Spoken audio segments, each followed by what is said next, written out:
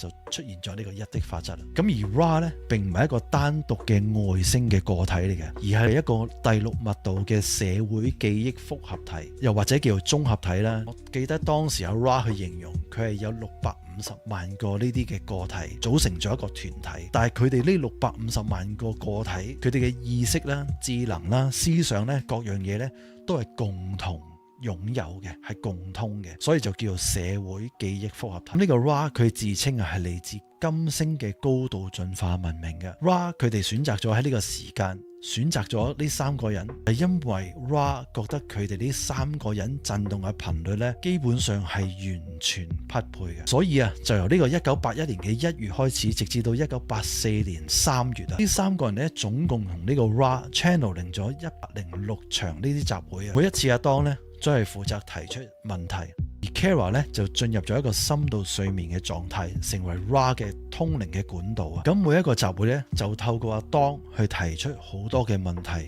而阿 Ra 咧就透過 Kara 去提供一啲答案，而阿 Jim 咧係負責記錄咧每一個集會每一次 channeling 所有嘅內容。而呢一啲錄音咧最後都係由被轉錄啦、被編輯啦，最後